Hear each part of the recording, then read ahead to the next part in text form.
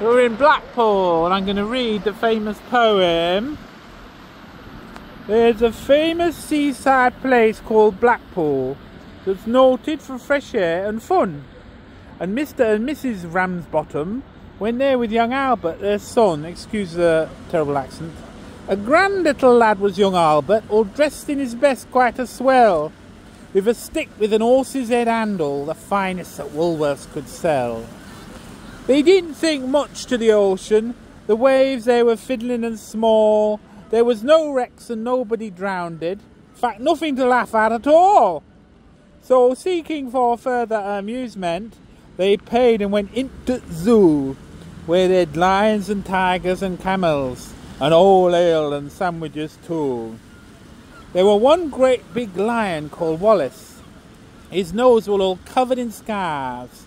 He lay in a somnolent posture, with side of his face on bars.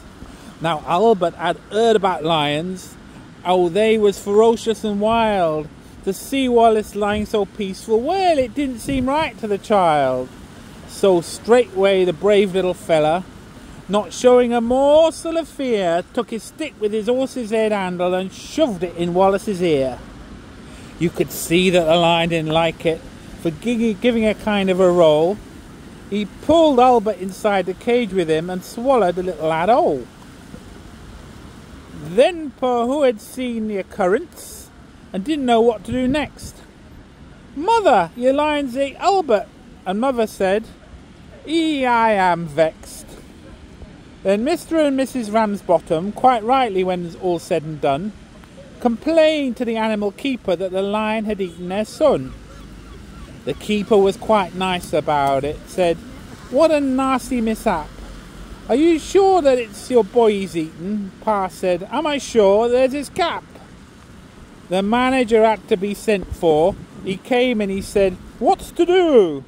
Pa said, "Your lions ate Albert, and I'm his Sunday clothes, and in his Sunday clothes too."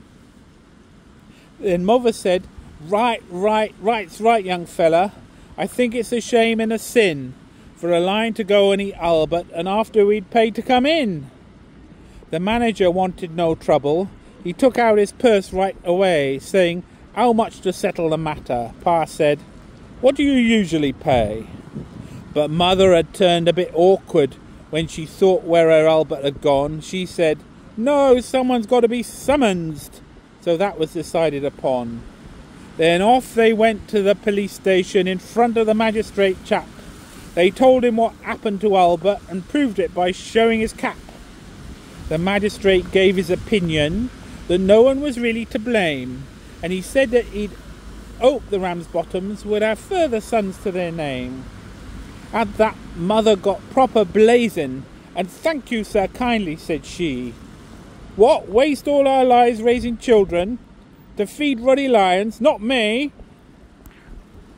So there's Blackpool, and I love that poem. I love it so much. There's my father.